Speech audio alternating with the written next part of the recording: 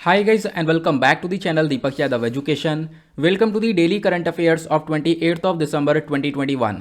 तो गाइज आज है तारीख 28 दिसंबर 2021 और है ट्यूसडे। आज की तारीख से जितने भी मोस्ट इंपॉर्टेंट करंट अफेयर्स बनेंगे उन सभी करंट अफेयर्स को हम लोग डिटेल में डिस्कस करेंगे। तो चलो शुभारंभ करते हैं। लेकिन उससे पहले गाइज अगर आप लोगों को इस लेक्चर का पीडीएफ चाहिए तो नीचे डिस्क्रिप्शन बॉक्स में आप सभी लोगों को टेलीग्राम का लिंक दिया गया है, वहां से जाकर आप लोग इस लेक्चर के पीडीएफ को डाउनलोड कर सकते हो। और ये है मेरी Instagram ID Deepak Yadav education. चाहो तो आप लोग मुझे यहाँ पर फॉलो कर सकते हो और अपनी जितनी भी क्वेरीज है मुझसे पूछ सकते हो। बाय द वे दोनों ही चीज़ों का लिंक मैंने आपको नीचे डिस्क्रिप्शन बॉक्स में प्रोवाइड करवा दिया है। साथ ही साथ यार एक छोटी सी रिक्वेस्ट है, जैसा मैं डेली बेसिस पर आप लोगों से बोलता हूं, यहां तक पहुंच चुके हो तो वीडियो को लाइक कर देना। एक लाइक करने से काफ़ी सपोर्ट मिलता है। हमने टारगेट रखा है 2K प्लस लाइक्स का, तो आज भी आप लोगों को इस वीडियो पर 2000 से ज़्यादा लाइक्स को पहुंचाने हैं, जैसा आप लोग डेली बेसिस पर करते हो। साथ ही साथ जैसा कि आप लोगों को मालूम है ये वीडियो यूपीएससी और स्टेट पीएससी के पॉइंट ऑफ व्यू से बहुत इंपॉर्टेंट होता है। यहाँ पर हम लोग डेली बहुत सारे इंपॉर्टेंट आर्टिकल्स का डिस्कशन करते हैं। साथ ही साथ वन वर्ड क्वेश्चंस भी मैं आप लोगों के लिए लेकर आता हूँ, मतलब कि आपको वीडियो बहुत अच्छे से सुनना है। लास्ट में मैं आपके साथ ये वन वर्ड क्वेश्चंस शेयर करूंगा, इनके आंसर्स आपको इसी वीडियो में मिल जाएंगे। कोशिश करना वीडियो को अच्छे से सुनो, लास्ट में इसको सॉल्व करना। इससे क्या होगा, आपके अंदर एक कॉन्फिडेंस बिल्टअप होता हुआ नजर आएगा कि हाँ यार मैं इन क्वेश्चंस को बहुत आराम से सॉल्व कर पाया। अब क्या करेंगे हम लोग अपने कल वाले वन वर्ड क्वेश्चंस की आंसर कीज को देखेंगे, क्योंकि यहाँ पर जो ये वन वर्ड क्वेश्चन है ये डेली बेसिस पर यहाँ पर हो रहे हैं। तो मैं आपको बताऊंगा कल वाली आंसर कीज के बारे में, तो आप लोग चेक कर लेना कि आपने कितने आंसर सही किए थे और कितने गलत किए थे। पहला क्वेश्चन कल आपसे पूछा गया था, इंडिया और म्यांमार के जो रिलेशनशिप है ये यहाँ पर एक ट्रीटी के बाद काफ़ी अच्छी तरीके से आगे बढ़े। उस ट्रीटी का नाम है ट्रीटी ऑफ फ्रेंडशिप। ये कब साइन करी गई थी, तो वो 1951 में। नेक्स्ट क्वेश्चन आपसे पूछा गया है, जो इंडियन कॉन्स्टिट्यूशन हमारे भारत का संविधान है वहां पर कौन से आर्टिकल के अंदर आपको freedom to profess propagate and practise religion के बारे में बताया गया है, तो वह है आर्टिकल 25। नेक्स्ट क्वेश्चन आपसे पूछा गया, हमारे कॉन्स्टिट्यूशन में कौन से आर्टिकल में right to marry a person of one choice के बारे में मेंशन किया गया है, तो वह है आर्टिकल 21। नेक्स्ट क्वेश्चन में आपसे पूछा गया था कि मान लो एक व्यक्ति अगर हेट स्पीच को फैलाता है, ठीक है, दो पर्टिकुलर ग्रुप के बीच में नफरत को फैलाता है, दुश्मनी को फैलाता है, तो यहाँ पर जो एक तरीके से आप कह सकते हो कि वो व्यक्ति इलेक्शन के अंदर खड़ा नहीं हो सकता। ये चीज़ें कहाँ पर मेंशन करी गई हैं, वो है रिप्रेजेंटेशन ऑफ पीपल्स एक्ट 1951 के सेक्शन 8 के अंदर। नेक्स्ट क्वेश्चन आपसे पूछा गया था कि जो एक्चुअल हमारा क्रेडिट कार्ड और डेबिट कार्ड की डिटेल्स होती है इनको अभी हम लोग रिप्लेस करने वाले हैं। जब इसको रिप्लेस कर देंगे तो वो चीज़ क्या कहलाएगी, तो वो कहलाती है टोकन। नेक्स्ट क्वेश्चन आपसे पूछा गया था, जूलॉजिकल सर्वे ऑफ इंडिया का हेडक्वार्टर कहां पर है, तो वह कोलकाता के अंदर। आखिरी क्वेश्चन आपसे पूछा गया था कि यहां पर एक कौन सी मैरीन सेंचुरी है जो कि दुनिया की सबसे बड़ी मैरीन सेंचुरी देखने को मिलेगी, जहां पर सबसे ज़्यादा सी टर्टल्स, मतलब जो समुद्र के अंदर टर्टल्स पाए जाते हैं, समुद्र वाले कछुए पाए जाते हैं, वो सबसे ज़्यादा देखने को मिलेंगे, तो वह है ओडिशा की गाहिरमाथा मैरीन सेंचुरी। आई होप आप लोगों ने सभी के आंसर्स बहुत अच्छे से कल दिए होंगे। नाउ स्टार्ट करेंगे आज के डिस्कशन को। आज का पहला आर्टिकल बहुत इंपॉर्टेंट होने वाला है, और जैसा मैं आप लोगों से डेली बेसिस पर बोलता हूं कि देखो, चाहो तो आप लोग यहां पर साथ ही साथ नोट्स को प्रिपेयर कर सकते हो। अदरवाइज अगर आप लोग यहां पर चाहते हो कि बाद में इसको बनाऊं तो पीडीएफ मैं आपको प्रोवाइड करवा दूंगा, वहां पर डाउनलोड कर लेना और इसमें से जितने भी इंपॉर्टेंट पॉइंट्स हैं उनको अपने नोट्स में इनकॉर्पोरेट कर लेना। तो पहला क्वेश्चन बात करता है इंस्टीट्यूशनल डिलीवरीज को लेकर। तो सीखेंगे हम लोग इंस्टीट्यूशनल डिलीवरीज क्या होती हैं, भारत के अंदर इंस्टीट्यूशनल डिलीवरी को लेकर क्या सिचुएशन देखने को मिलेगी। बहुत ज़्यादा इंपॉर्टेंट आर्टिकल है, चाहे प्रीलिम्स हो चाहे मेंस हो, दोनों के पॉइंट ऑफ व्यू से। आर्टिकल द हिंदू से लिया गया है। द हिंदू के अलावा इंडियन एक्सप्रेस, लाइव मिंट और भी न्यूज़पेपर्स इस आर्टिकल को कवर कर चुके हैं। हुआ क्या है, हाल ही में एक पेपर पब्लिश हुआ और उसमें इंस्टीट्यूशनल डिलीवरीज के बारे में सारी चीज़ें मेंशन करी गई हैं और बताया गया कि आज के टाइम पर जो ये इंस्टीट्यूशनल डिलीवरीज हैं इनको लेकर बहुत सारी परेशानियां आ रही हैं, ठीक है, बहुत सारे रुकावटें हैं। वो रुकावटें क्या हैं, मैं आप लोगों को उसके बारे में बताने वाला हूं। पहला यहां पर बोला कि स्टडी के अकॉर्डिंग सबसे पहली रुकावट है पॉवर्टी। गरीबी की वजह से भी बहुत सारी जो वेमेन्स हैं वो इंस्टीट्यूशनल डिलीवरी नहीं करवा पाती हैं। इंस्टीट्यूशनल डिलीवरी आखिरकार होती क्या है, अभी यहाँ पे 2 मिनट बाद आपको पता चल जाएगा, ठीक है। तो पॉवर्टी की वजह से, गरीबी की वजह से आप कह सकते हो इंस्टीट्यूशनल डिलीवरीज प्रॉपरली नहीं हो पा रही हैं। एजुकेशन ना होने की वजह से भी आप कह सकते हो ये डिलीवरीज इंस्टीट्यूशंस के अंदर नहीं हो पा रही हैं, और इसकी वजह से यहाँ पर आप कह सकते हो आज के टाइम पर बहुत सारी प्रॉब्लम्स होती है। इनफैक्ट अगर इंस्टीट्यूशन के अंदर डिलीवरीज नहीं होती हैं तो इससे कहीं ना कहीं मैटरनल डेथ और मोर्टेलिटी, आप कह सकते हो जो इन्फेंट मोर्टेलिटी होता है वो दोनों देखने को मिल सकता है। मतलब कि डिलीवरीज के वक्त माँ की डेथ, बच्चे की डेथ, इस प्रकार की चीज़ें हम लोग को देखने को मिलती हैं। तो इसी वजह से इंस्टीट्यूशनल डिलीवरी होना बहुत ज़्यादा इंपॉर्टेंट हो जाता है, ठीक है। तो ये स्टडी ये बताती है, और ये सारी बातें कब की जा रही हैं, जब हमारी सरकार ने अभी रिसेंटली डिसाइड किया है कि जो वुमेन की एज है, खासकर मैरिज एज, तो मैरिज एज को बढ़ाकर 18 से 21 साल किया गया है। आपको मालूम होगा ठीक है। और ये 21 साल क्यों किया गया है? ताकि मैटरनल डेथ को हम कम कर सकें, क्योंकि होता क्या है, अर्ली एज के अंदर शादी हो जाती है। अब अर्ली एज में शादी हो जाती है तो फिर उसके बाद यहाँ पर प्रेगनेंसी, अर्ली प्रेगनेंसी आ जाती है, उसकी वजह से मैटरनल डेथ मतलब जो वेमेन है या माँ बन जाते हैं तो उसके बाद उनकी डेथ देखने को मिल जाती है। इसको कम करने के लिए यहाँ पर क्या बोला गया, जो एज है वेमेन की वो हम 18 से 21 कर देंगे। लेकिन बोला क्या जा रहा है, स्टडी के अंडर बोला गया कि आप इसके ऊपर ध्यान मत दो, मैरिज से पहले आपको 2-3 चीज़ों के ऊपर और ध्यान देना पड़ेगा। आपको पॉवर्टी के ऊपर ध्यान देना पड़ेगा। गरीबी की वजह से आज के टाइम पर इंस्टीट्यूशंस के अंदर डिलीवरीज नहीं हो पा रही हैं, ठीक है। उसके साथ साथ एक दूसरा सबसे बड़ा प्रॉब्लम आज के टाइम पर आपने एजुकेशन अवेयरनेस प्रोग्राम ये नहीं चलाए हुए हैं, ठीक है। इससे भी यहाँ पर काफ़ी सारी वीमेंस को प्रॉब्लम्स हो रही हैं। तो इसी को हम लोग आज एनालिसिस करेंगे इस आर्टिकल के अंदर। आई होप आपको चीज़ें अच्छे से समझ में आ रही हैं। और ये आर्टिकल हमारे जीएस पेपर 2 के पॉइंट ऑफ व्यू से इंपॉर्टेंट है। हमारे सिलेबस में बहुत सारे टॉपिक्स मेंशन है, जैसे कि issues related to women health, साथ ही साथ गवर्नमेंट पॉलिसीज एंड इंटरवेंशंस। तो सबसे पहले हम लोग टर्म सीखेंगे, आखिरकार ये इंस्टीट्यूशनल डिलीवरी होता क्या है। तो इसका मतलब होता है giving a birth to a child in medical institutions. आप कह सकते हो किसी हॉस्पिटल में या फिर किसी मेडिकल इंस्टीट्यूशन के अंदर एक महिला एक बच्चे को जन्म देती है, उसको हम लोग इंस्टीट्यूशनल डिलीवरी बोलते हैं। इससे क्या होता है, इससे यहाँ पर मदर और जो चाइल्ड है दोनों काफ़ी हद तक सेफ रहते हैं। अदरवाइज यहाँ पर बहुत सारे रूरल एरियाज में हम लोग देखते हैं कि ये जो डिलीवरीज हैं घर पर होती हैं और इसकी वजह से मैटरनल डेथ या फिर इन्फेंट मोर्टिलिटी दोनों देखने को मिल जाता है, मतलब बच्चे की डेथ या फिर माँ की डेथ हो जाती है। तो इन चीज़ों को कम करने के लिए इंस्टीट्यूशनल डिलीवरी या फिर हॉस्पिटल्स के अंदर, इंस्टीट्यूशंस वही मतलब है हॉस्पिटल्स के अंदर या फिर मेडिकल इंस्टीट्यूशंस के अंदर डिलीवरीज होना आज के टाइम पर बहुत बहुत इंपॉर्टेंट हो जाता है। क्लियर हुआ? अब यहाँ पर स्टडी क्या बताती है, स्टडी यही बताती है कि भाई जब डिलीवरी इतनी इंपॉर्टेंट इंस्टीट्यूशन के अंदर तो इसके ऊपर थोड़ा सा ध्यान दो। आज के टाइम पर इन इंस्टीट्यूशनल डिलीवरीज को लेकर बहुत सारे बैरियर्स हैं, बहुत सारे रुकावटें देखने को मिलती हैं। वो बैरियर्स क्या है मैं अभी आप लोग को आगे बताऊंगा थोड़ा सा डिटेल में। और इन्हीं रुकावटें की वजह से जब इंस्टीट्यूशंस के अंदर डिलीवरी नहीं होगी तो उससे मैटरनल मोर्टिलिटी और चाइल्ड बर्थ रिलेटेड कॉम्प्लिकेशंस बढ़ जाते हैं। मतलब माँ की डेथ या फिर बच्चा जब जन्म लेता है तो उसके रिगार्डिंग बहुत सारी प्रॉब्लम्स, कॉम्प्लिकेशन जो है वो इंक्रीज होती हुई नजर आती हैं। अब डेटा क्या बताता है, तो हमने यहाँ पर जो स्टडी है, इस स्टडी ने यहाँ पर एनालाइज किया कुछ डेटा को, और डेटा यहाँ पर स्टेट लेवल पर भी लिया गया है, और आप कह सकते हो एक डेटा हमारे पास जो नेशनल फैमिली हेल्थ सर्वे का था वो डेटा भी लिया गया है। तो 2 डेटा लेने के बाद इसी को एनालाइज करके यहाँ पर ये रिपोर्ट्स हमारे पास आई हैं। और अब यहाँ पर स्टडी फोकस क्या करती है, देखो यहाँ पर बोला गया, इस स्टडी ने प्रॉपरली फोकस किया है लगभग 8 से 9 राज्यों के ऊपर। जिन राज्यों का मैं नाम बता रहा हूं उनका नाम ध्यान रखना, जैसे कि असम, बिहार, छत्तीसगढ़, झारखंड, मध्य प्रदेश, ओडिशा, राजस्थान, उत्तर प्रदेश और उत्तराखंड। ये जितने भी राज्य आप लोग को देखने को मिल रहे हैं इनको लेकर स्टडी करी गई। और ये जो 9 लॉ परफॉर्मिंग स्टेट्स के अंदर आते हैं, मतलब कि जो 9 राज्य हैं ये लॉ परफॉर्मिंग स्टेट्स में है, मतलब कि इनके अंदर, इन राज्यों के अंदर जो इंस्टीट्यूशनल डिलीवरीज हैं वह उसका रेट बहुत ज़्यादा कम है, ठीक है। और यहां पर जितने भी स्टेट हैं, ये मैंने भी आपको जितने भी 9 राज्यों के बारे में बताया है, ये कहीं ना कहीं हमारे पूरे देश की आधी पॉपुलेशन, आधी जनसंख्या को कवर करते हैं। और लेकिन यहां पर क्या हो रहा है, डेथ भी सबसे ज्यादा हो रही है। इन्हीं 9 राज्यों में से अगर हम टोटल देखें तो ये 9 राज्य मिलकर कॉन्ट्रीब्यूट करते हैं लगभग 62% मैटरनल डेथ के अंदर, मतलब जहां पर माँ की डेथ हो जाती है तो उसमें 62% आप कह सकते हो इन्हीं राज्यों से डेथ निकल कर हो रही है। उसके बाद इन्फेंट डेथ में जब बच्चे की डेथ हो जाती है तो वो भी 71% के आसपास देखने को मिल रहा है इन्हीं राज्यों के अंदर से। तो आप समझ सकते हो अपने आप में ये जो नंबर है कितना बड़ा है, 71%, 62%, ये अपने आप में बहुत बड़ा नंबर है, ठीक है। तो इतनी डेथ यहां पर सिर्फ और सिर्फ इन 9 राज्यों से निकल कर आ रही है। तो प्रॉब्लम कितनी बढ़ चुकी है हमारे कंट्री के अंदर, वो यहां पर ये स्टडी फोकस करने की कोशिश कर रही है। साथ ही साथ यहां पर इन्होंने बताया अगर हम दुनिया भर के लेवल से मैच करें तो ग्लोबल मैटरनल डेथ की अगर हम लोग का बात करें तो पूरे दुनिया भर में जो भी मैटरनल डेथ हो रही है उसमें से 12% जो डेथ है, 12% जो टोटल डेथ है वो यहां पर सिर्फ और सिर्फ ये 9 राज्य कवर कर रहे हैं।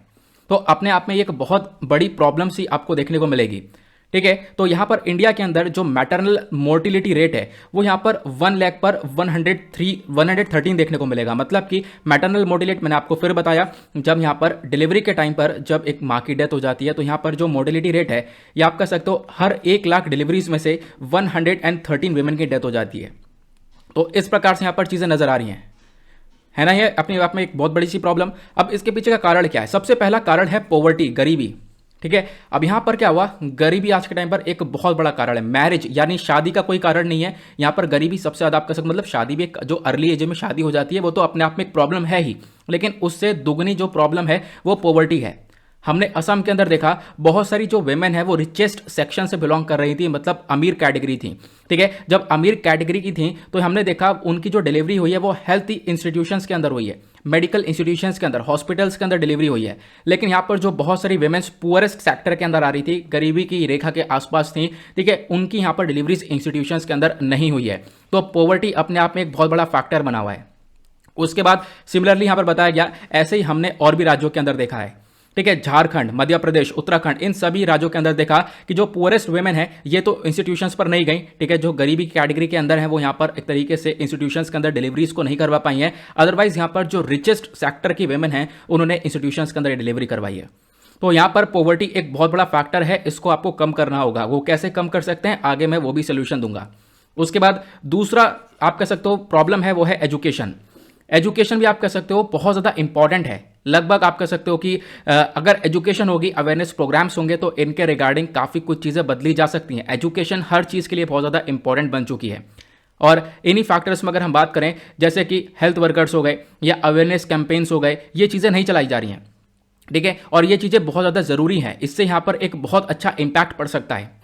ठीक है, ये बताया गया। तो यहां पर आप कह सकते हो कि जो असम हो गया, छत्तीसगढ़ हो गया, इन एरियाज के अंदर कहीं कहीं पर एरियाज पर बहुत सारी जगह पर आप देख पाओगे जो विमेन्स हैं वो हायर लेवल ऑफ एजुकेशन से बिलोंग करें, उनके पास एजुकेशन अच्छी खासी है। जिनके पास एजुकेशन, अवेयरनेस, जागरूकता अच्छी खासी है, उन लोगों ने क्या किया, उन लोगों ने हेल्थ इंस्टीट्यूशंस के अंदर अपनी डिलीवरी को करवाया है। ठीक है, लेकिन जिन विमेन के पास ये एजुकेशन नहीं है वो हेल्थ इंस्टीट्यूशंस के अंदर नहीं पहुंची हैं। तो आपको अवेयरनेस, यहां भी जागरूकता फैलानी पड़ेगी सभी के अंदर कि हाँ, इंस्टीट्यूशंस के अंदर डिलीवरी करवाना कितना ज़्यादा इंपॉर्टेंट बन चुका है। क्लियर हुआ इसके बारे में।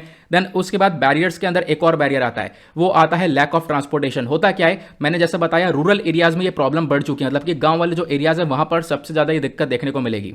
और होता क्या है, यहां पर जो ट्रांसपोर्टेशन है उसकी कमी देखने को मिल जाती है। होता क्या है, यहां पर जो विमेन है, मान लो यहां पर डिलीवरी करवाने के लिए उन्हें बहुत दूर जाना है, शहर की साइड जाना है हॉस्पिटल्स के अंदर, तो इसकी वजह से भी, लैक ऑफ ट्रांसपोर्टेशन की वजह से, लैक ऑफ इंफ्रास्ट्रक्चर फैसिलिटीज की वजह से भी यहां पर जो विमेन है वो इंस्टीट्यूशनल डिलीवरीज के पर नहीं जा पाती हैं। ठीक है, तो आई होप आपको क्लियर हो चुका होगा। तो एक प्रॉब्लम ये भी है, बट दो मेजर प्रॉब्लम्स हैं। एक तो देखो मैरिज तो अपने आप में एक बहुत बड़ी दिक्कत है, लेकिन उसके बाद यहाँ पर पॉवर्टी एक बहुत बड़ी प्रॉब्लम है और एजुकेशन ना होना भी एक बहुत बड़ी प्रॉब्लम है, जिसकी वजह से इंस्टीट्यूशनल डिलीवरीज के लेकर यहाँ पर एक बहुत बुरा अफेक्ट देखने को मिलता है। अब बात करते हैं इंडिया के अंदर ये इंस्टीट्यूशनल डिलीवरीज को लेकर क्या एग्जैक्टली सिचुएशन देखने को मिलेगी। पहले हम बात करते हैं नेशनल सिनेरियो की, हमारे कंट्री के सिनेरियो की। अगर हम अपने कंट्री में देखें तो ये डिलीवरीज इंक्रीज हुई हैं। तो आपको आप इतनी देर से क्या कह रहे हो फिर, तो देखो डिलीवरीज इंक्रीज हुई हैं डेफिनेटली, यहाँ पर इंस्टीट्यूशंस के अंदर डिलीवरीज हुई हैं, लेकिन हमने जितना एक्सपेक्टेशन रखा है कि हाँ भाई ज़्यादा से ज़्यादा जो डिलीवरीज है वो इंस्टीट्यूशंस के अंदर होनी चाहिए थी, वो नहीं हुआ है। जो हमारी सोच थी भाई ज़्यादा से ज़्यादा यहाँ पर इंस्टीट्यूशंस के अंदर डिलीवरीज होंगे, वो यहाँ पर नहीं हो पाया है। तो इसकी वजह से यहाँ पर एक थोड़ा सा एक कंसर्न बन चुका है। ठीक है, ये यहाँ पर बताया गया। हालांकि यहाँ पे आप देख पाओगे 2005-6 के अंदर और 2015-16 के अंदर कितना बड़ा डिफरेंस देखने को मिला है। 2005-6 के आसपास 39% के आसपास इंस्टीट्यूशनल डिलीवरीज हुई थी, लेकिन यहाँ पर 2015-16 के आसपास 79% के आसपास है। मतलब डेफिनेटली इंक्रीमेंट हुआ है, लेकिन ये इंक्रीमेंट और ज़्यादा होना चाहिए था, क्योंकि बच्चे कुछ और भी बहुत सारी डेथ हो रही हैं। ठीक है, तो उन डेथ को भी रोकना है। ठीक है, ये यहाँ पर मेन मकसद है इसका। उसके बाद क्या बोला गया, हमारे पास बहुत सारे स्टेप्स हैं जो कि हम लोग उठा रहे हैं ताकि इंस्टीट्यूशनल डिलीवरीज को इंक्रीज किया जा सके। स्टेप्स में पहला स्टेप है जननी सुरक्षा योजना। ठीक है, अब यहाँ पर जो जननी सुरक्षा योजना है ये 100% सेंट्रली स्पॉन्सर्ड स्कीम है, हमारी केंद्र सरकार इस स्कीम को चला रही है। ठीक है, इसको इंप्लीमेंट किया जा रहा है। इसका मेन मकसद है ताकि हम लोग मैटरनल और इन्फेंट मोर्टेलिटी को कम कर सकें। अगेन वही वाली बात, बच्चे की डेथ और यहाँ पर माँ की डेथ को हम लोग कम कर सकें। उसी प्रकार से हमारा एक दूसरा आप देख पाओगे एक जो है ये भी एक प्रोग्राम है जिसका नाम है प्रधानमंत्री सुरक्षित मातृत्व योजना अभियान। ठीक है, तो इसको भी लॉन्च किया गया था। फोकस में ये रखा गया था जो एंटीनेटल चेकअप होंगे। ठीक है, बच्चे के पैदा होने से पहले बहुत सारे चेकअप्स वगैरह होते रहेंगे ताकि हम लोग सारी बीमारियों को डिटेक्ट करें और कोई बीमारी निकल के आती है तो फिर उसको सही से ठीक किया जा सके। उसके बाद पोषण अभियान को चलाया गया। पोषण अभियान का जो गोल है ये आपको ध्यान रखना है। पोषण अभियान का मेन गोल क्या है, क्या करना, हम इंप्रूवमेंट करें न्यूट्रिशनल स्टेटस को। न्यूट्रिशनल मतलब जो बच्चों के अंदर एक तरीके से कुपोषण देखने को मिल जाता है, उनको एक अच्छा पोषण भरपूर खाना नहीं मिलता है, उसकी वजह से यहाँ पर कुपोषण हो जाता है, जिसको हम लोग माल न्यूट्रिशन बोलते हैं, है ना। तो यहाँ पर जो पोषण अभियान है, आपको नाम से समझ में आ रहा होगा कि हम लोग बच्चों के अंदर, बच्चों के साथ साथ प्रेग्नेंट वेमेन के साथ साथ लैक्टेटिंग मदर मतलब जो माँ अभी अपने बच्चों को दूध पिला रही है, ठीक है। तो चिल्ड्रन, प्रेग्नेंट वुमेन और लैक्टेटिंग मदर, इनको यहाँ पर एक तरीके से पोषण मिल पाए, पूरा न्यूट्रिशन मिल पाए, इसी वजह से पोषण अभियान को लाया गया था। इसका मेन गोल यह है कि हम लोग इन चीज़ों के अंदर एक इंप्रूवमेंट कर सकें। क्लियर हुआ? आगे बढ़ते हैं इसके बाद, और यहीं पर हमारा ये वाला आर्टिकल खत्म होता है। और आई होप आप लोगों को सारी चीज़ें अच्छे से क्लियर हो चुकी हैं। आप फटाफट वीडियो को लाइक कर देना, एक सपोर्ट जरूर मिलता रहता है। नेक्स्ट आर्टिकल, अगेन एक और बहुत इंपॉर्टेंट आर्टिकल। देखो आज आर्टिकल ना बहुत कम है, ठीक है। ऑब्वियसली यहाँ पर कुछ मैं फालतू का ऐड करना नहीं चाहता था, लेकिन आर्टिकल बहुत कम है, ठीक है। 4-5 ही आर्टिकल निकल कर आए जो कि बहुत ज़्यादा इंपॉर्टेंट है, उनका डिस्कशन करेंगे। एक तो आपने सुन लिया, बहुत ज़बरदस्त आर्टिकल था। दूसरा आप सुनने वाले हो, ये भी बहुत ज़बरदस्त है। यहाँ पे चर्चा की गई है विंटर सेशन 2021 के बारे में। अब ये आपको मालूम होगा, रिसेंटली विंटर सेशन 2021 हो चुका है खत्म, है ना। तो आर्टिकल हमारा जीएस पेपर 2 के पॉइंट ऑफ व्यू से इंपॉर्टेंट हो जाएगा। हमारे सिलेबस में टॉपिक्स प्रेजेंट हैं, पार्लियामेंट और इंडियन कॉन्स्टिट्यूशन। क्लियर हुआ? तो आर्टिकल पीआईबी से लिया गया है, और पीआईबी एक one of the most important source है हमारे करंट अफेयर के लिए, क्योंकि हमारी सरकार यहां पर डायरेक्टली डेटा को पब्लिश करती है। तो विंटर सेशन 2021 को एडजर्न्ड साइन डाई कर दिया है। तो एडजर्न्ड साइन डाई क्या होता है, मैं आपको ये समझाऊंगा। तो रिसेंटली यहां पर winter session of parliament has been adjourned sine die. इस एडजर्न्ड साइन डाई का मतलब क्या होता है, पहले आपको मैं समझाता हूं। ये देखो, यहां पर पार्लियामेंट के अंदर जो भी सिटिंग होती है उसको हम लोग कैसे टर्मिनेट कर सकते हैं। 4 तरीके से टर्मिनेट की जा सकती है। मतलब जो भी सिटिंग, जो भी बैठक बैठी हुई है, उसको खत्म की जा सकती है 4 तरीके से।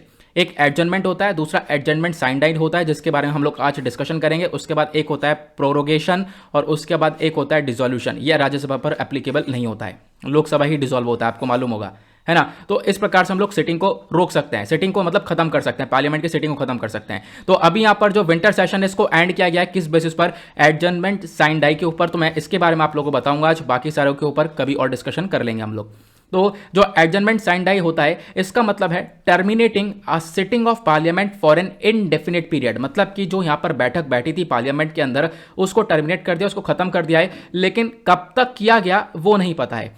इनडेफिनिट पीरियड के लिए यहां पर खत्म किया है, कब तक किया गया वो हमारे पास एग्जैक्टली कोई इंफॉर्मेशन नहीं है। तो इसका मतलब है वही, जब भी हाउस को यहां पर खत्म कर दिया जाएगा, हाउस की बैठक को खत्म कर दिया जाएगा, लेकिन हमारे पास ये नहीं पता कि री असेंबली कब होगी, कब वापस सब इकट्ठा होंगे, लेकिन हमें ये नहीं पता।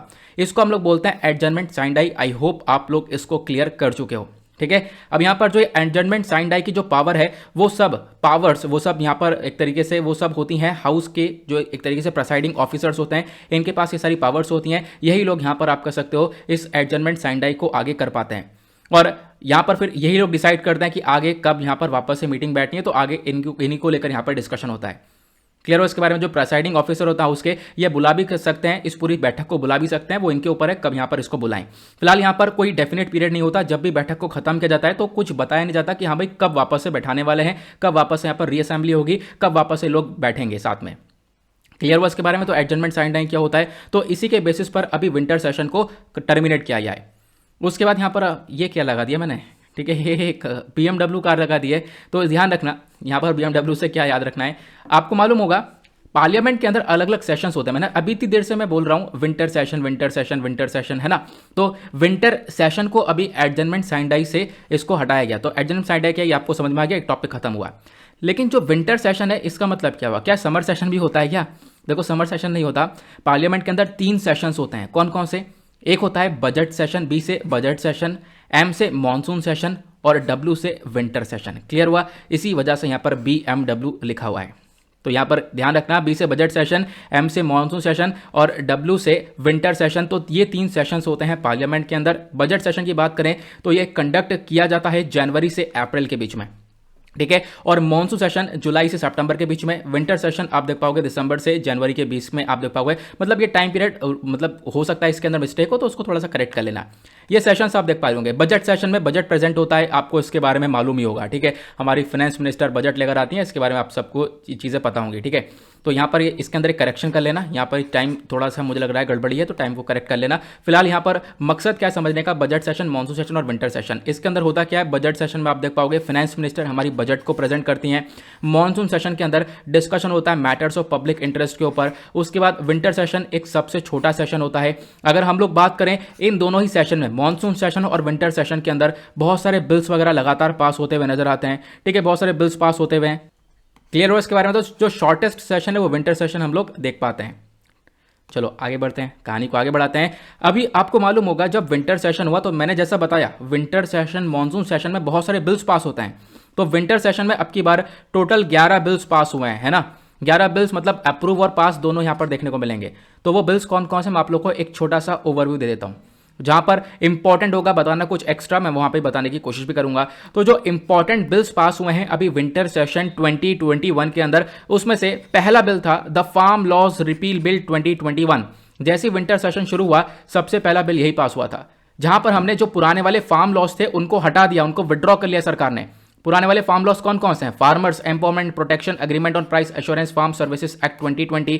उसके बाद यहां पर दूसरा ये आप देख पाओगे farmers produce trade and commerce act 2020, essentials commodities act 2020। तो यहां पर ये जो पुराने वाले बिल्स थे इनको रिपील किया गया, क्योंकि मांग ही चल रही थी कि फार्म लॉस को हटाया जाए, ठीक है, कृषि बिल को हटाया जाए। तो यहां पर वो हटाने के लिए एक रिपील बिल को पास किया था, रिपील मतलब विड्रॉ करने के लिए। तो ये आपको ध्यान रखना है, पहला बिल ये पास हुआ था। दूसरा बिल था द डैम सेफ्टी बिल 2021। यहां पर बोला गया जो डैम होते हैं, जो बांध होता है, ठीक है, वो फेल ना मार जाए। उन फेल मारने की जगह पर आप कह सकते हो उनको एक प्रोटेक्शन देनी चाहिए। मतलब कि कोई डिजास्टर आ गया तो डैम फेल ना मार जाए, इसको एक कंसर्न देखा जाएगा। और एज अ कंसर्न देखने के साथ साथ डैम की प्रोडक्शन के ऊपर काम किया जाएगा। जब भी कोई मॉनसून सेशन निकला है, बरसात का मौसम निकला है, तो जाकर आप डैम को चेक करो बार बार, ठीक है, मौसम आने से पहले, जाने से पहले, जाने के बाद वो एक बात हुई, आने से पहले जाने से पहले मतलब जाने के बाद। तो यहाँ पर आप जब चेक करोगे चीज़ों को, तो अगर कोई कमी निकलती है, कोई क्रैक वगैरह होते हैं, तो उनको आप सही से रिफर्बिश करो, उसको वापस से सही करो। तो डैम सेफ्टी नाम से समझ में आ रहा है, डैम की सेफ्टी के ऊपर ये यहाँ पर इस बिल को लाया गया था। तीसरा बिल था assisted reproductive technology regulation bill 2021। यहाँ पर जो आर्ट टेक्नोलॉजी है, जिसको हम लोग बोलते हैं असिस्टेड रिप्रोडक्टिव टेक्नोलॉजी, इसको प्रॉपरली रेगुलेट करने के लिए यह बिल पास किया गया था। मतलब इसको ऊपर पूरा ध्यान दिया जा सके, आर्ट टेक्नोलॉजी के अंदर कोई फ्रॉड ना हो, आराम से यहाँ पर ये टेक्नोलॉजी के ऊपर पूरा तरह से ध्यान दिया जा सके। मतलब कि आर्ट टेक्नोलॉजी होती क्या है, तो इसके बारे में आपको पता ही होगा, मैंने आपको बताया है। यहाँ पर क्या होता है, जो विमेन है, ठीक है, विमेन के अंदर से यहाँ पर जो एग्स है, विमेन का एग लेकर और इस मतलब मैन का स्पर्म है, ठीक है, इन दोनों का प्रिपरेशन करने के बाद, इन दोनों का मिक्सचराइज करने के बाद जो एग है, विमेन के एग को बाहर निकालकर फर्टिलाइज किया जाता है। फर्टिलाइज करने के बाद आप कह सकते हो जैसे ही एग फर्टिलाइज होना चालू होता है, एम्ब्रियो डेवलपमेंट होना चालू होता है, तो यहाँ पर उस एग को वापस से विमेन के अंदर इंसर्ट कर दिया जाता है, ठीक है। मतलब जो विमेन के अंदर इनफर्टिलिटी होती है, ठीक है, कि एक तरीके से इनफर्टिलिटी आप कह सकते हो बच्चा नहीं हो पा रहा है, बेबी नहीं हो पा रहा, तो उसके लिए यहाँ पर क्या होता है, ये इस प्रकार की टेक्नोलॉजी, आर्ट टेक्नोलॉजी का इस्तेमाल किया जाता है। एग निकालने के बाद एग को पिकअप किया जाएगा। पहले मेथड के अंदर क्या होगा, एग को लिया जाएगा और एग को यहाँ पर सीमेन प्रिपरेशन के साथ रखा जाएगा। फिर उसके बाद क्या होगा, जैसे सीमेन प्रिपरेशन के कॉन्टैक्ट में आएगा एग यहाँ पर फर्टिलाइज हो जाएगा। अब यहाँ पर बेबी डेवलपमेंट चालू हो जाएगा। तो यहाँ पर चौथे स्टेज में एम्ब्रियो डेवलपमेंट चालू हो जाएगा। यही धीरे धीरे धीरे धीरे बेबी बन जाता है, ठीक है। तो क्या हुआ, यहाँ पर जब ये एम्ब्रियो डेवलपमेंट चालू हो गया तो चौथे स्टेज में वापस से इसको इंसर्ट कर देंगे, बाकी यहाँ पर काम आधा हो जाएगा। क्लियर हुआ इसके बारे में। तो ये आर्ट टेक्नोलॉजी है, तो इसका कोई गलत इस्तेमाल ना हो, इसको रेगुलेट करने के लिए बिल पास किया गया था। उसी प्रकार से सरोगेसी रेगुलेशन बिल 2021 को पास किया गया। यहाँ पर सरोगेसी बिल क्या होता है मैं आपको इसके बारे में बता देता हूँ। तो यहाँ पर जो सरोगेसी है उसको भी रेगुलेट करने के लिए बिल लाया गया था, ताकि उसके ऊपर भी अच्छे से ध्यान रख सकते हैं। सरोगेसी का मतलब क्या होता है, देखो, अगर कोई पति पत्नी बच्चे को जन्म नहीं दे पा रहे हैं तो किसी अन्य महिला की कोख को किराए पर लेकर उसके जरिए बच्चों को जन्म देना, ये सरोगेसी की प्रक्रिया कहलाती है। क्लियर हुआ, पूरा मैंने शुद्ध हिंदी में बताया है कि सरोगेसी होता क्या है। तो बच्चा पैदा करना है, लेकिन यहाँ पर आप कह सकते हो कि दूसरी महिला की कोख को किराए पर रहने के बाद यहाँ पर वो बच्चा एक तरीके से पैदा होता है, ठीक है। और यहाँ पर जिस महिला ने एक तरीके से आप कह सकते हो बच्चा पैदा किया है, ठीक है, जिस महिला की कोख यहाँ पर किराए पर ली गई है, उसी महिला को बोलते हैं सरोगेट मदर। तो यहाँ पर इन मदर की प्रोडक्शन के ऊपर ध्यान दिया जाए, इसको लेकर यह बिल लाया गया था। दूसरा बिल लाया गया था नाइपर। नाइपर मतलब national institute of pharmaceutical education and research amendment bill 2021। इसमें बोला गया जो हमारे पास रिसर्च है, ये जो फार्मास्यूटिकल, जो हमारी फार्मेसी है, उसके ऊपर रिसर्च करने के लिए काफ़ी सारे इंस्टीट्यूट्स बनाए हुए हैं। तो यहाँ पे बोला गया कि जो इसमें से एक इंस्टीट्यूट मोहाली के अंदर है, जो पॉपुलर इंस्टीट्यूट है मोहाली के अंदर, वो मोहाली वाला जो इंस्टीट्यूट है ना, उसको नेशनल इंपॉर्टेंस दिया हुआ है हमारे कंट्री के थ्रू। यहाँ पर आप कह सकते हो कि राष्ट्रीय दर्जा दिया हुआ है, इसको ज़्यादा इंपॉर्टेंस मिल रही है मोहाली वाले को। हालांकि और भी बहुत सारे नाइपर मतलब कि हमारे और भी बहुत सारे फार्मास्यूटिकल एजुकेशन रिसर्च वाले इंस्टीट्यूट देखने को मिलेंगे, तो उनको इतनी इंपॉर्टेंस मिलती नहीं है। तो ये बिल इसलिए लाया गया था ताकि नेशनल इंपॉर्टेंस मोहाली वाले इंस्टीट्यूट के साथ साथ अलग दूसरे और भी इंस्टीट्यूट्स को दी जा सके। जैसे कि यहाँ पर यही नेशनल इंस्टीट्यूट आपको अहमदाबाद के अंदर देखने को मिलेगा, गुवाहाटी, हाजीपुर, हैदराबाद, कोलकाता और रायबरेली के अंदर देखने को मिलेगा। तो इनको भी वही नेशनल इंपॉर्टेंस मिलनी चाहिए जो कि मोहाली वाले को नेशनल इंपॉर्टेंस मिल रही है। आई होप आप यहाँ पर इसको क्लियर कर चुके होंगे। उसके बाद नेक्स्ट बिल पास हुआ था high court and supreme court जजेस salaries and conditions of services amendment bill 2021। इस बिल के अंदर बताया गया जो सुप्रीम कोर्ट और हाई कोर्ट के जजेस होते हैं इनकी एज जैसे जैसे बढ़ेगी जो पेंशन है वो यहाँ पर बढ़ा दी जाएगी, एडिशनल पेंशन यहाँ पर ऐड करी जाएगी। अलग अलग एज क्राइटेरिया डिफाइन किया गया है, ठीक है। जब यहाँ पर 85 के होंगे, 80 के होंगे, ठीक है, 90 के होंगे तो यहाँ पर जो पेंशन है वो भी इंक्रीज हो जाएगी। उसी प्रकार से दूसरा बिल पास किया गया था narcotics drug and psychotropic substances amendment bill 2021। ये क्या हुआ था, इसके अंदर एक कमी रह गई थी। सेक्शन 27 जो ये नाइकोट्रॉपिक जिसको हम लोग बोलते हैं एनडीपीएस एक्ट, एनडीपीएस एक्ट का जो सेक्शन 27A है इसके अंदर एक कमी थी, एक एरर था, उस एरर को वापस से करेक्ट किया गया है, ठीक है। उसके बाद नेक्स्ट यहाँ पर Delhi special police establishment amendment bill को पास किया गया। जो सीबीआई है, सीबीआई का जो टेन्योर है वो बढ़ाकर 5 साल किया गया। उसी प्रकार से central vigilance commission amendment bill को लाया गया। यहाँ पर जो एनफोर्समेंट डायरेक्टरेट के जो डायरेक्टर होते हैं, ऐसे सीबीआई के जो डायरेक्टर होते हैं या फिर एनफोर्समेंट डायरेक्टरेट के जो डायरेक्टर होते हैं, इन दोनों का जो टर्म है वो इंक्रीज कर दिया गया है, ठीक है। तो ये बिल लाया गया था। इन दोनों का जो टर्म है मतलब पहले 2 साल के लिए सर्व कर रहे थे उसको 5 साल कर दिया गया था, तो इसके लिए यहाँ पर ये बिल लाया गया था। उसका लास्ट वाला सबसे पॉपुलर है, आपको मालूम है, इलेक्शन लॉज अमेंडमेंट बिल 2021। ये यहाँ पर ये जो बिल है ये यहाँ पर क्या बोला गया, जो आधार कार्ड है आपके आधार कार्ड को आपकी वोटर आईडी कार्ड से लिंक किया जाएगा। तो ये बिल्स थे, मैंने आपको सिर्फ और सिर्फ एक ओवरव्यू दिया इस बिल के बारे में, तो यहाँ पर आप लोग ध्यान रख सकते हो इसके बारे में। बाकी इन्फॉर्मेशन आपको कभी डिटेल में होगा तो मैं प्रोवाइड करवा दूंगा। वैसे जितने भी बिल डिस्कस किए हैं ये सारे बिल की इन्फॉर्मेशन, डिटेल्ड इन्फॉर्मेशन कि किस प्रकार से आपको आंसर लिखना है वो इन्फॉर्मेशन मैंने आपको प्रोवाइड करवाई है। नोट्स आपको बनवाएं, प्रॉपर टू द पॉइंट सारे नोट्स बनवाएं। जितने 11 बिल्स हैं 11 बिल्स आपको मैंने डिस्कस किए हैं। अगर आप लोग को ऐसा मतलब ऐसा लग रहा हो कि यहाँ पर क्या प्रूफ है तो यहाँ पर टेलीग्राम पर जाना, टेलीग्राम पर आप लोग जाकर सर्च करना, जो नोट्स वाला चैनल है वहाँ पर आप सारे बिल सर्च कर लेना, एक एक करके टाइप करके सर्च कर लेना। सारे बिल की इन्फॉर्मेशन आपको दे रखी है, सबको रिगार्डिंग मैंने नोट्स आपको प्रोवाइड करवा रखे हैं, तो वहाँ पर जाकर जरूर इसको एक बार चेक कर सकते हो।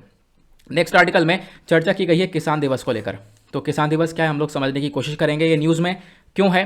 तो अभी यहाँ पर किसान दिवस और नेशनल फार्मर्स डे को ऑब्जर्व किया गया है पूरे देश भर में। कब, 23 दिसंबर को, 23 दिसंबर अभी निकली है, ठीक है। तो इसी अवसर पर आप कह सकते हो यहाँ पर हमने अभी किसान दिवस को ऑब्जर्व किया है। क्लियर हुआ इसके बारे में।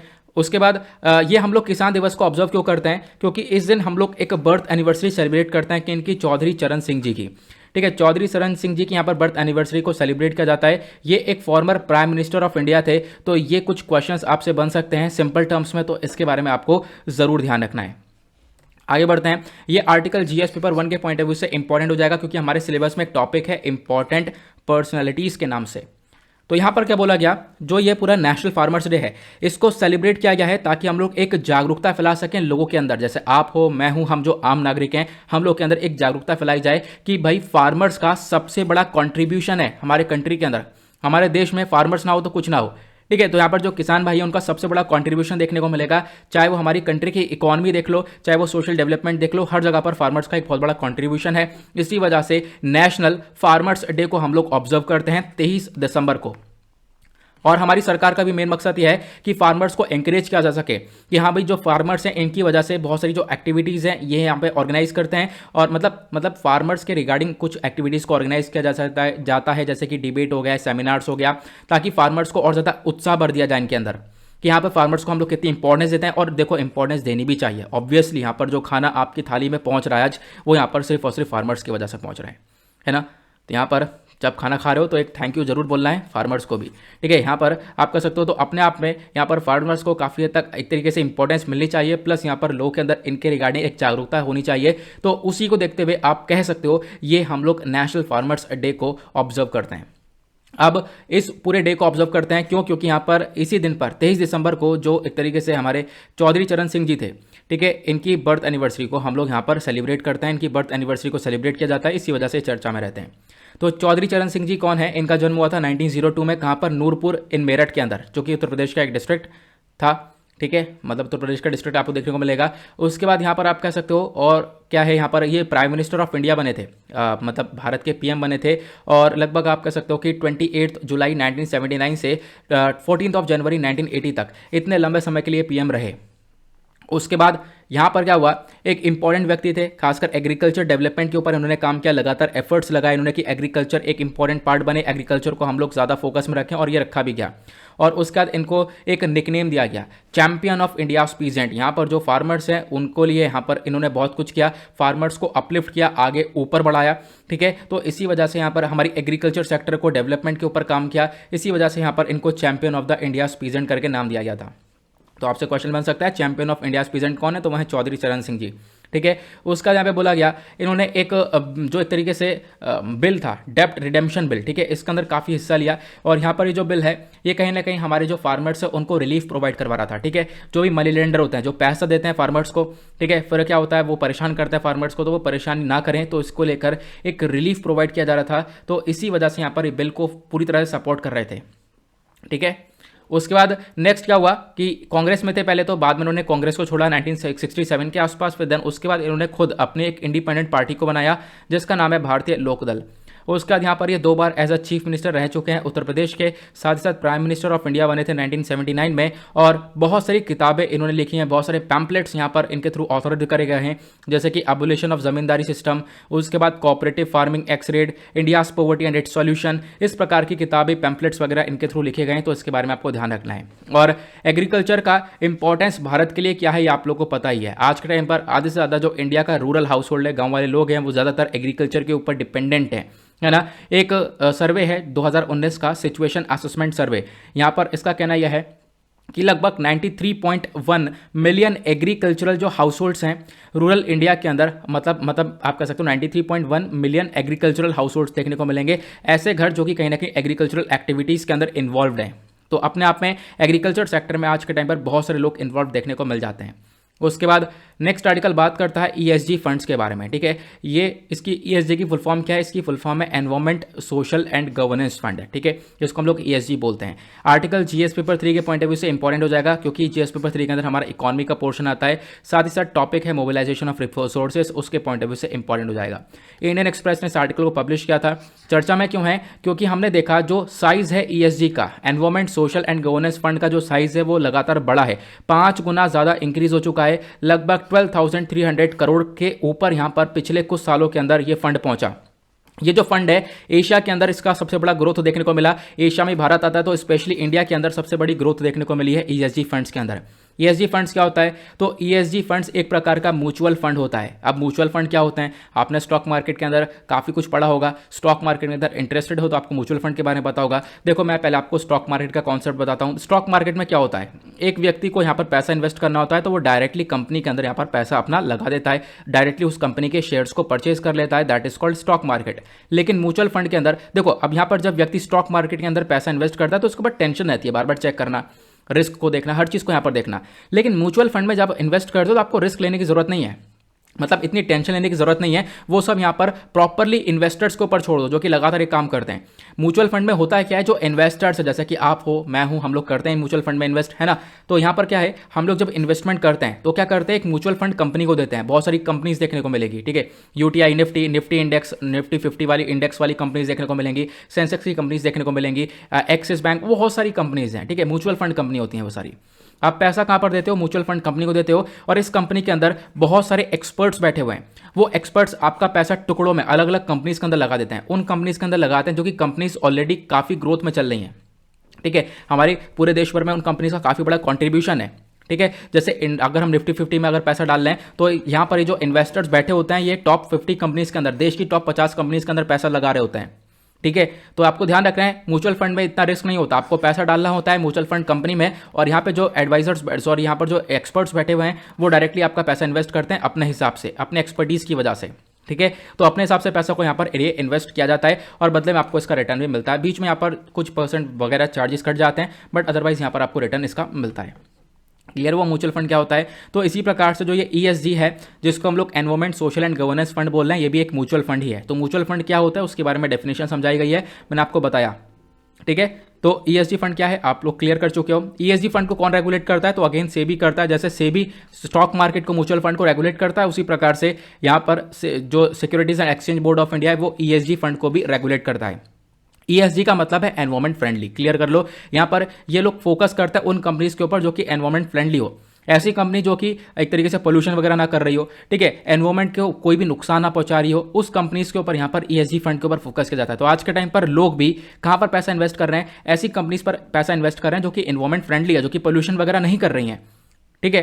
तो यहाँ पर आपको ध्यान रखना है इसके बारे में। हालांकि यहाँ पर इसमें कंसर्न भी, एक चिंता वाली बात भी है। जब आप इन्वेस्टमेंट कर रहे हो तो चिंता वाली बात क्या है, ग्रीन वॉशिंग। ग्रीन वॉशिंग अपने आप में एक one of the top concern है। कैसे? तो ग्रीन वॉशिंग यहाँ पर अगर हम बात करें तो इसको कंसीडर किया जाता है as unsubstantiated claim to deceive consumers into believing that a company's product. मतलब कि यहाँ पर आपने एक कंपनी के प्रोडक्ट के ऊपर पैसा तो लगा दिया, लेकिन आप यहाँ पर बिलीव नहीं कर पा रहे हो कि आप वाकई में जो कंपनी ने दिखाया है वही यहाँ पर कर रहे हैं। इसका मतलब आपको दिखा कुछ और दिया और दे कुछ और दिया, है ना। मतलब ऐसा होता है ना, बहुत सारा ऑनलाइन प्रोडक्ट में ऐसा होता है कि आपको दिखा दे तो कुछ और है, ऑनलाइन प्रोडक्ट के अंदर आपने देखा होगा, काफ़ी कुछ क्लॉज वगैरह में देखा होगा, दिखा दे तो कुछ और है और जब वो आता है सामने तो वो कुछ और ही आता है ना। तो इस प्रकार की चीज़ें ये कंसर्न हो सकता है, ये एक चिंता वाली बात हो सकती है। अदरवाइज यहाँ पर ईएसजी फंड क्या है ये आपको क्लियर होना चाहिए। मैंने आपको बता दिया म्यूचुअल फंड्स क्या होते हैं, आपने यहाँ पर इसके बारे में भी सीखा। ईएसजी फंड को कौन रेगुलेट करता है, तो वो सेबी रेगुलेट करता है, आपने इसके बारे में भी सीखा, ठीक है। तो यहाँ पर ईएसजी फंड क्या है, खासकर ये लोग फोकस करते हैं एनवायरमेंट फ्रेंडली कंपनीज के ऊपर जो कि एनवायरमेंट के सेक्टर में अच्छी तरीके से, मतलब एनवायरमेंट को नुकसान ना पहुंचा रही हो। क्लियर हुआ इसके बारे में? आई होप आप लोग को आर्टिकल बेहतरीन तरीके से क्लियर हो चुके हैं। अगर आर्टिकल अच्छे से समझ में आए तो इन क्वेश्चंस को आप लोग सॉल्व कर पाओगे। पहला क्वेश्चन आपसे पूछा जाता है, जो पोषण अभियान का गोल है वो क्या है? देखो, न्यूट्रिशनल स्टेटस को इंप्रूव करना, लेकिन किस किस के अंदर? लैक्टेटिंग मदर तो है ही, लैक्टेटिंग मदर के साथ साथ यहाँ पर 2 और लोग हैं जिनके न्यूट्रिशनल स्टेटस को इंप्रूव करने के लिए पोषण अभियान को लाया गया था, इसका मेन गोल है, तो उन दोनों का नाम बताना है। नेक्स्ट क्वेश्चन आपसे पूछा जाता है, जो किसान दिवस या फिर नेशनल फार्मर्स डे है, इसको हम लोग ऑब्जर्व करते हैं अपने कंट्री में कौन सी तारीख को, प्लस यहाँ पर इसको सेलिब्रेट करते हैं किसी की बर्थ एनिवर्सरी पर, ठीक है। उन बर्थ एनिवर्सरी, जिनकी बर्थ एनिवर्सरी पर हम इसको सेलिब्रेट करते हैं, उनका नाम भी नीचे कमेंट सेक्शन में देना है। नेक्स्ट क्वेश्चन, ईएसजी जो फंड है उसकी फुल फॉर्म क्या है? बहुत सिंपल सा क्वेश्चन है, आप लोग इसका अभी यहाँ पर इसके बारे में पढ़ा है, आप इसका आंसर दे पाओगे। उसके बाद एक यहाँ पर डेफिनेशन दी गई है। देखो क्या होता है, आप कह सकते हो पार्लियामेंट के अंदर जो भी बैठक है उसको टर्मिनेट किया गया, उसको खत्म किया गया एक इंडेफिनेट पीरियड के लिए, और आपने बताया नहीं कि कब वापस रीअसेंबली होगी, तो इसको हम लोग क्या बोलते हैं, नीचे कमेंट सेक्शन में आपको बताना है। नेक्स्ट क्वेश्चन, जो सिटिंग ऑफ पार्लियामेंट है, मतलब लोकसभा और राज्यसभा के अंदर जो यहाँ पर पार्लियामेंट के अंदर बैठक बैठी जाती है, इसको टर्मिनेट किया जा सकता है, मतलब इसको खत्म किया जा सकता है 4 तरीके से। एक तो प्रोरोगेशन है और एक डिसोल्यूशन है, लेकिन यहाँ पर 2 और कौन कौन से तरीके हैं वो आपको बताना है। आखिरी क्वेश्चन, जो ईएसजी फंड है इसको रेगुलेट करने के लिए कौन सी बॉडी काम करती है, तो इसका रेगुलेशन कौन सी बॉडी देती है, तो नीचे कमेंट सेक्शन में इसका आंसर भी देना है। बाय द वे इसके सभी के आंसर मैंने आपको यहाँ पे प्रोवाइड करवा दिए हैं, चाहो तो इसको भी चेक कर सकते हो, अदरवाइज खुद यहाँ पर सॉल्व करने की कोशिश करना वीडियो को सुनने के बाद, वो ज़्यादा हेल्पफुल आपके लिए रहेगा। नाउ इसी के साथ करते हैं हम लोग अपने लेक्चर को समाप्त। मिलते हैं आप लोगों से नेक्स्ट वीडियो में। आज के लिए bye bye, have a nice day, thank you and जय हिंद।